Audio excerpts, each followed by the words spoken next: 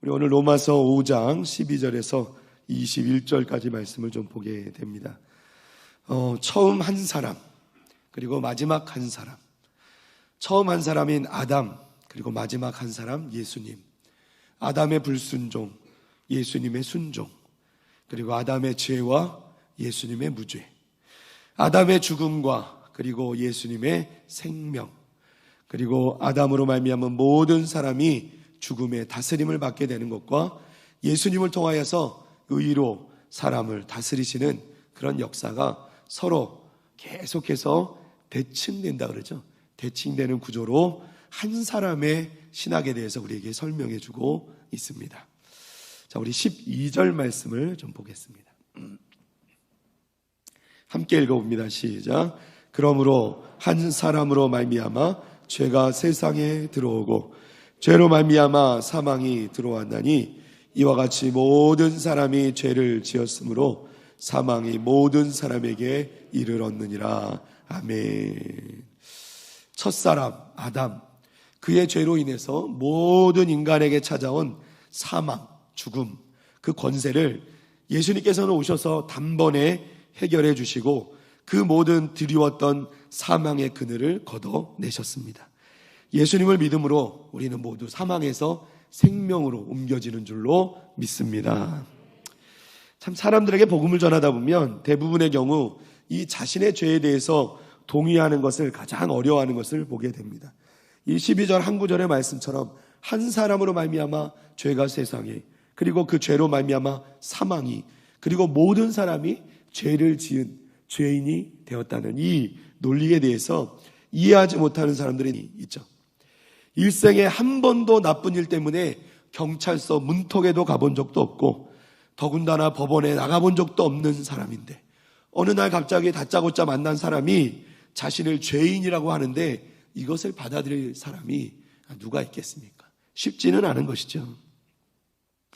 나름 모범적인 시민으로 살았고 주변에 있는 사람들도 이 사람을 평가하기에 이 사람은 법 없이도 살 사람이라 이렇게 평가받는 분들이 물론 계십니다. 이런 분들일수록 더욱더 자신의 죄를 인정하기를 힘들어하는 것이죠.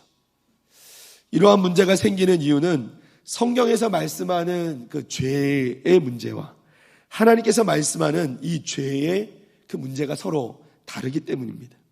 그러니까 일반적인 사람들이 생각하는 죄와 성경에 말씀하는 하나님이 생각하시는, 하나님이 말씀하시는 죄가 서로 다르기 때문이라는 겁니다. 세상에서 말하는 죄라는 것은 우리가 익히 알고 있죠. 법적으로 문제가 되지 않는 것, 또 누구에게 피해를 주지 않는 것, 이 정도가 될 수 있겠습니다. 그러나 성경에서 말하는 죄는 무엇을 의미합니까? 성경이 말하는 죄는 1차적으로는 하나님께 대하여 불순종하는 것을 의미하는 것이고, 그리고 두 번째는 하나님을 모르고 또 하나님을 떠나는 것. 이 모든 것을 성경은 죄라 말씀하고 있습니다. 그리고 그 죄의 결과는 무엇입니까? 사망이라 말씀하고 있다는 것이죠. 첫사람인 아담이 지은 죄는 무엇이었습니까? 결국 하나님 말씀에 불순종한 것입니다. 그 불순종함으로 말미암아서, 그 죄로 말미암아서 온 인류에 죄가 들어오고 그 죄로 말미암아 사망이 들어오게 된 것이라는 것이죠. 이 죄는 율법이 나오면서 더 구체적으로 죄와 또 죄가 아닌 것을 구분할 수 있도록 되었습니다. 우리 13절 14절입니다. 함께 읽겠습니다. 시작. 죄가 율법 있기 전에도 세상에 있었으나 율법이 없었을 때에는 죄를 죄로 여기지 아니하였느니라. 그러나 아담으로부터 모세까지 아담의 범죄와 같은 죄를 짓지 아니한 자들까지도 사망이 왕노릇하였나니 아담은 오실 자의 모형이라. 아멘. 할렐루야. 자, 바울 사도는 분명히 말씀합니다. 율법이 있기 전에도 세상에 죄가 있었다는 것을 이 모세를 통해서 이야기하고 있습니다. 아담으로부터 모세까지, 이 모세 때 이제 이른바 율법이라는 것을 받게 되죠. 그 율법을 받기 전까지 아담부터 그 율법 사이에, 율법이 없을 때는 죄가 없었느냐? 그렇지 않다는 거죠. 아담이 범죄했던 그 같은 죄를 짓지 아니한 자들, 그것과 똑같지는 않더라도 그 죄를 짓는 자들 모든 사람들에게 사망이 왕노릇하였다. 즉 사망이 그들을 죄인 취급하고 그들을 죄인으로 알았으며 그 죄로 말미암아서 그들은 다 죽게 되었다는 것이죠. 사망이 그들에게 왕노릇하였다. 결국 아담은 오실자는 누굴까요? 예수님이시죠. 예수님의 모형이라 이렇게 말씀합니다.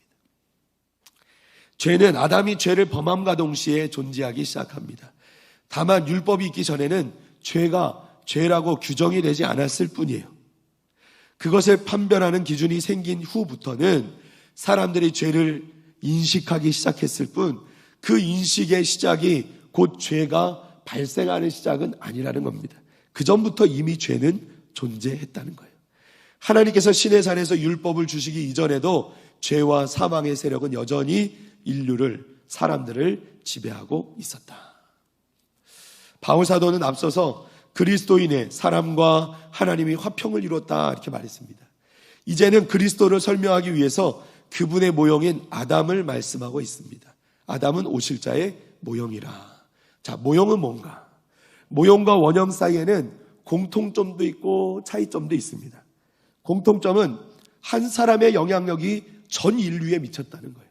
그것이 아담과 예수님의 공통점입니다. 아담의 불순종으로 모든 사람이 죄인 되었고 그리고 그리스도의 순종으로 예수님의 순종으로 말미암아 모든 사람이 하나님 앞에서 의롭게 된 줄로 믿습니다. 자, 그러면 차이점은 뭘까요? 아담은 사망을 불러왔고 예수님은 생명을 불러왔다는 거예요. 정반대의 결과를 가져오게 되었다는 것이죠. 아담의 불순종은 모든 사람에게 정죄와 사망의 결과를 가져다 주었어요. 반면에 예수 그리스도의 순종은 믿는 사람들을 칭의와 생명으로 이끌어 주셨다는 것입니다. 할렐루야. 우리도 그 복을 누리고 있는 줄로 믿습니다. 15절부터 16절까지입니다. 함께 읽습니다. 시작. 그러나 이 은사는 그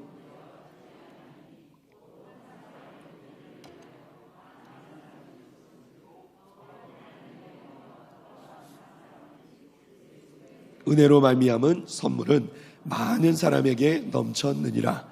또 이 선물은 범죄한 한 사람으로 말미암은 것과 같지 아니하니 심판은 한 사람으로 말미암아 정죄에 이르렀으나 은사는 많은 범죄로 말미암아 의롭다 하심의 이름이니라. 아멘. 할렐루야. 여기서 은사라는 말은 선물과 같은 의미로 이렇게 사용되고 있습니다. 아담을 통해서 죄와 사망이 주어졌지만 예수 그리스도를 통하여서 의와 생명이 우리에게 주어졌다. 은사, 은혜로운 선물이죠.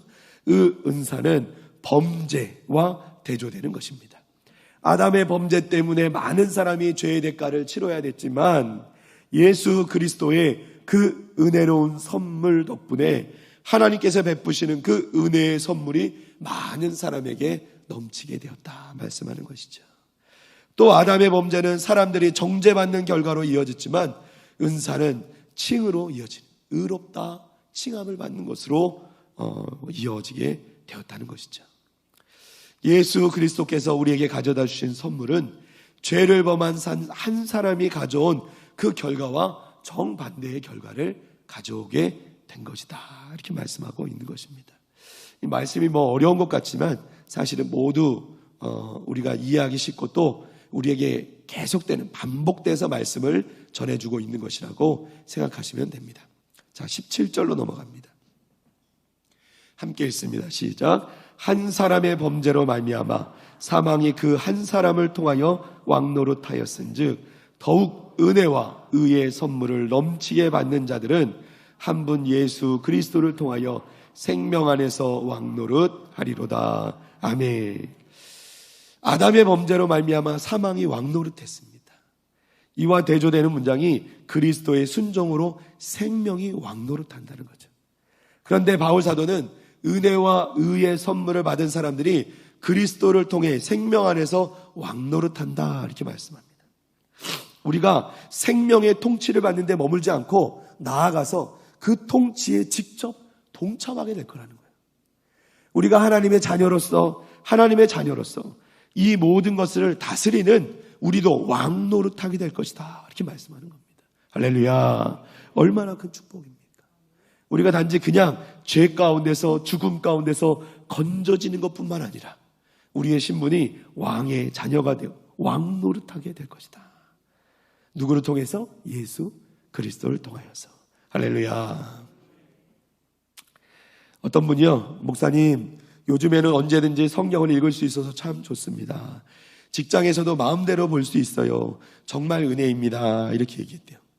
평소에 좀 이분이 승부욕도 좀 강하고, 그래서 매번 이 교회 성경 읽기를 하면 거의 이제 선두 그룹에 1, 2등을 차지하는 그런 성도였던 것 같습니다. 그래서 목사님이 궁금했어요. 아니, 근데 회사가 그걸 허락해 줍니까?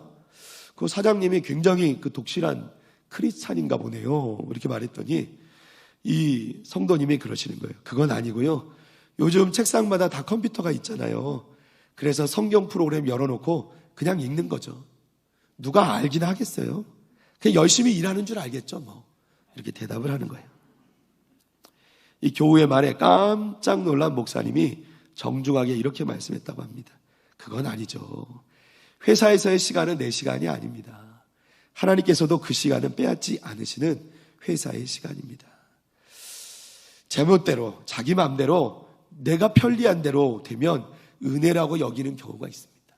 적지 않습니다. 그것도 특별히 신앙적이라고 생각되는 것이나 교회에 유익을 끼치는 일을 하면 불법도 은혜로 여기려는 사람들이 있어요. 결코 그렇지 않다는 것입니다. 사랑하는 성도 여러분, 우리는 그리스도인으로서 오히려 더 본이 되어지고 더 아름다운 모습으로 우리에게 주어진 시간을 아끼고 우리에게 주어진 시간을 통해서 하나님께 더 영광 돌리는 삶을 살아야 되는 줄로 믿습니다. 그러니까 우리에게 주신 그 은혜, 하나님께서 우리에게 주신 그 은사, 은혜로운 선물을 헛되이 사용해서는 안 된다는 거죠. 우리가 그 은혜를 받은 이유, 그리고 은혜를 받은 사람들의 그 책임은 하나님께 영광을 돌려드리는 것입니다. 절대로 하나님의 영광을 가리는 일이 없기를 바랍니다. 바랍니다. 저도 우리 자녀들이 꼭 얘기합니다. 예. 이제 우리 자녀들이, 요즘 자녀들이 보면, 예, 특별히 저희 자녀들이 보면, 항상 그렇지는 않은데요. 가끔 이제 이렇게 좀 뭐라고 하죠? 편법을 사용할 때가 있습니다. 다 이렇게 해도 된대. 다른 친구들도 이렇게 다 해. 이렇게 얘기하면 목사인 제가 어떻게 얘기하겠습니까? 참 잘하고 있다 이렇게 얘기해야 될까요? 아닌 거죠. 예. 그렇게 하면 안 된다 얘기하죠. 예. 옳은 대로, 법대로, 그리고 원칙대로 그 선생님이 알려준 대로 해야지. 절대로 네 마음대로 해서는 안 된다 이렇게 알려주죠. 참 근데 요즘 아이들이 쉽지는 않은 것 같습니다. 요즘 아이들이 아주 이전보다도 더 영특하고, 또 모르겠어요. 부모님들이 또 그렇게 지침을 주시는지 모르지만 이런 아주 그냥 목적을 달성하기 위해서라면 무슨 일이든 하는 친구들을 보게 될 때 좀 마음이 아플 때가 있다는 것이죠. 사랑하는 성도 여러분, 우리가 절대로 세상 사람보다 못한, 세상 사람보다 부끄러운 그런 편법들로 우리가 원하는 것들, 그걸 통해서 할 때 하나님께서 결코 영광받지 않으시는 것을 여러분 꼭 기억하시기를 바랍니다. 바랍니다. 자, 18절 19절입니다. 다 같이 읽습니다. 시작. 그런즉 한 범죄로 많은 사람이 정죄에 이른 것 같이 한 의로운 행위로 말미암아 많은 사람이 의롭다 하심을 받아 생명의 이를 얻느니라.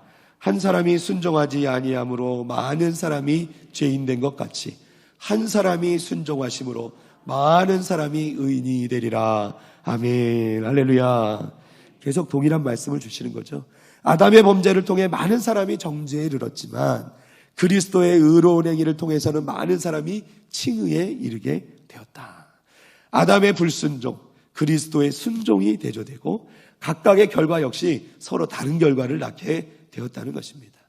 많은 사람의 사망과 정죄, 그리고 생명과 칭의, 이것이 서로 아담과 예수 그리스도, 이 두 사람의 그 모습 속에서 완전히 달라지는 것을 볼 수 있게 되는 것입니다. 사랑하는 성도 여러분, 우리 예수 그리스도, 우리 주님께서 순종하심을 통하여서 우리에게 생명과 의로움을 허락해 주신 것을 믿습니다. 그러하기 때문에 우리는 어떻게 해야 될까요? 우리도 순종을 통하여서 우리도 그리스도 안에 있음을 배우고 또 그리스도 안에 거해야 됨을 여러분 믿으시기를 바랍니다. 이스라엘은요, 율법이라는 기준조차 없던 시절에 노예 생활까지 하면서 온갖 못할 일이 없는 짐승 같은 삶을 살았습니다. 노예의 삶이란 게 그렇죠. 그런 이스라엘을 하나님께서는 아브라함과 한 약속 때문에 그들을 다시 모으시고 애굽에서 이끌어내시고 그리고 그들에게 율법이라는 법을 주시며 그 법에 따라 살게 하셨다는 거예요. 어떻게 사는 것이 하나님의 사람으로 사는 것인지를 광야 생활을 통해서 훈련시키시고 학습시키셨어요.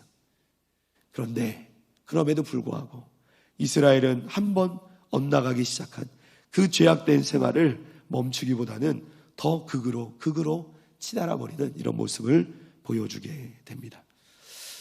여러분, 그 구약 성경이 끝나고 신약 성경이 이루어지기까지 드디어, 그러니까 말씀드리자면 구약의 마지막 성경 뭐죠?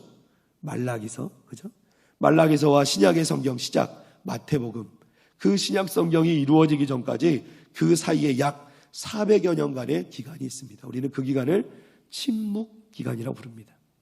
하나님께서 말씀하지 않으시는, 하나님께서 입을 꾹 다무시고 이스라엘을 그냥 내버려 두신 그런 과정이 있었단 말이죠.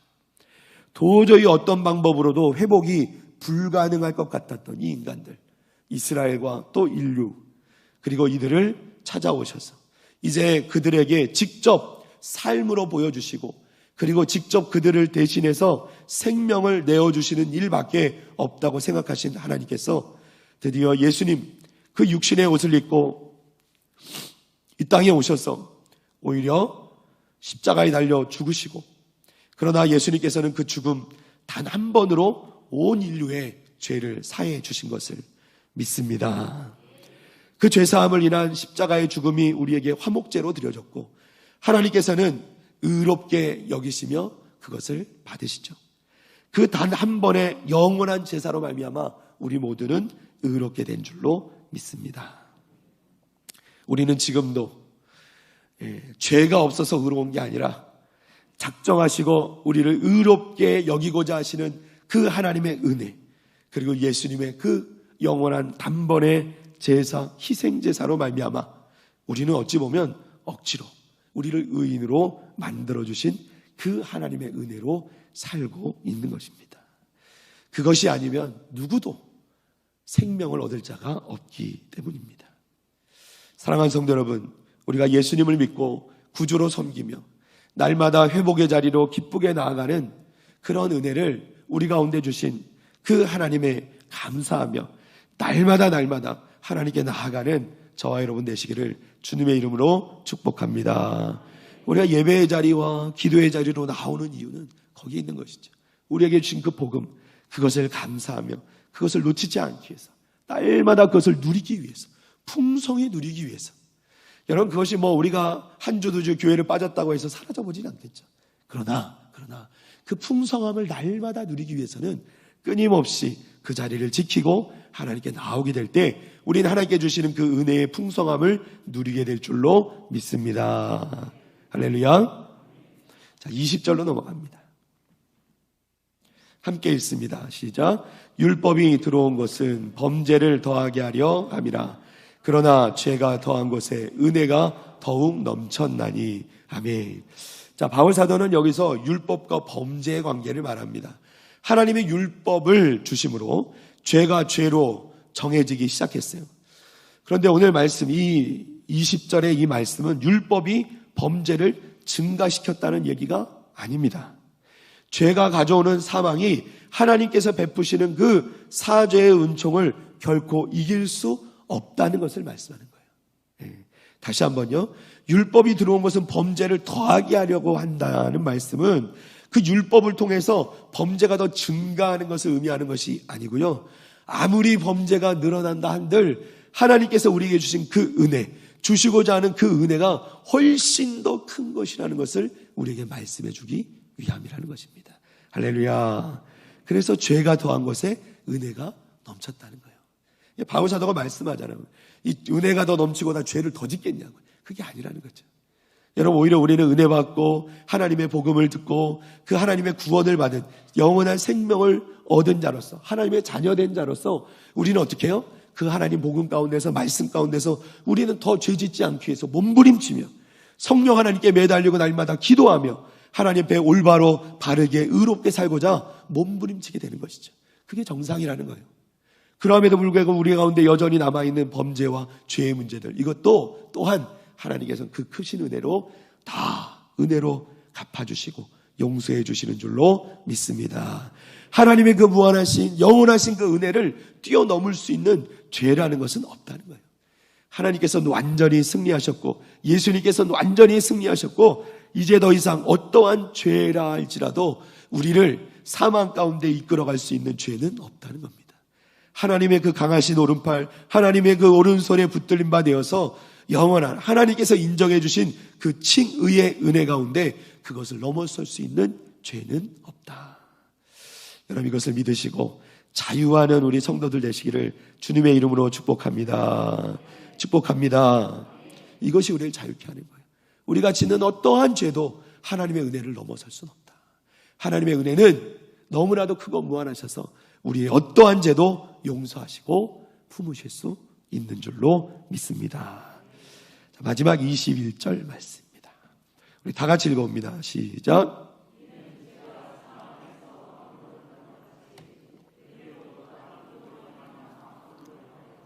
우리 주 예수 그리스도로 말미암아 영생에 이르게 하려 함이라. 아멘. 할렐루야. 죄라는 것이 강력한 힘을 가지고 있습니다. 그렇죠? 그 죄는 강력한 힘으로 모든 인류를 사망의 권세 아래 놓여게 했다는 것이죠.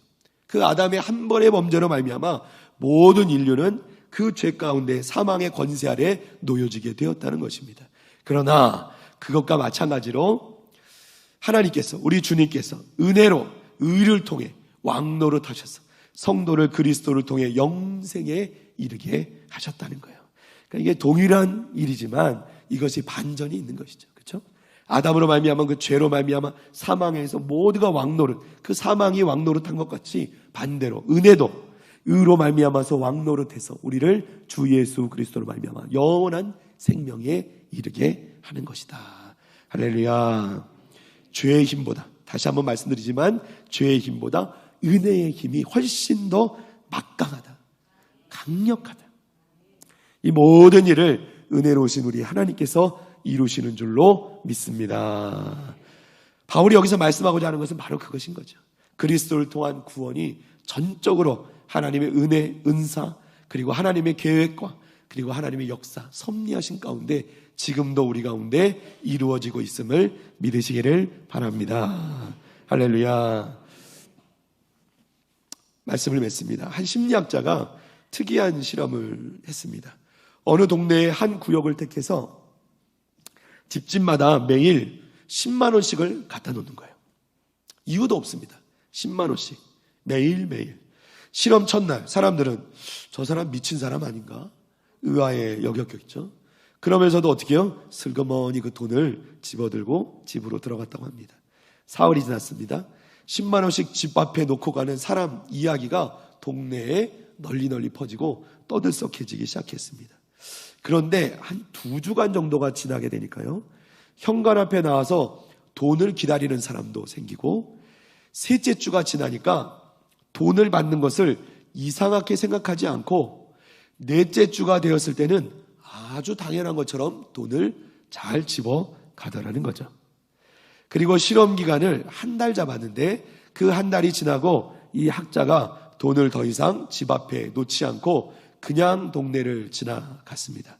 그러자 사람들이 어떻게 됐을까요?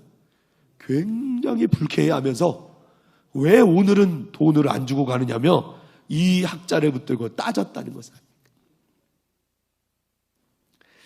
사랑하는 성도 여러분, 사람들은요, 이유 없이 베풀었던 은혜를 처음엔 은혜로 알지만 점점 당연한 것처럼 생각하게 되고, 나중에는 고마워하기는커녕 오히려 주지 않는 것을 서운해하고 불쾌해하더라는 거예요. 사랑하는 성도 여러분, 하나님의 은혜를 우리가 맨 처음 받았을 때 우린 너무나도 감격하고 기쁘고 하나님께 영광을 올려드리고 무엇이든 해드릴 수 있을 것 같지. 그렇게 하나님께 기도하지 않았습니까? 그런데 시간이 지날수록 연차가 더해갈수록 우리의 신앙이 더 깊어지고 그 은혜가 더 깊어지는 것이 아니라 어느 순간부터 그 은혜를 당연히 여기고 그 은혜에 감사하지 못하는 우리의 모습이 있지는 않은지요. 우리는 전적으로 하나님의 은혜 때문에 아담의 그 죽음의 시대에서 벗어나 그리스도의 은혜의 시대에, 생명의 시대에 살게 된 줄로 믿습니다. 죄와 사망의 지배에서 벗어나 의와 생명의 통치 아래 살게 된 것입니다. 구원의 소망과 하늘의 영원한 생명의 소망을 가지게 된 것이에요. 사랑하는 성도 여러분, 우리 가운데 주신 그 하나님의 은혜를 잊지 않기를 바랍니다. 그 은혜를 잊지 않으면 우리는 평범하게 살 수 없죠. 우리는 하나님께서 기뻐하시는 삶을 살기 위해 그렇게 애를 쓰는 삶을 살게 될 줄로 믿습니다. 사랑하는 성도 여러분, 한 주간의 삶이 그런 복된 삶, 은혜를 나누는 삶 되시기를 주님의 이름으로 축복합니다. 축복합니다.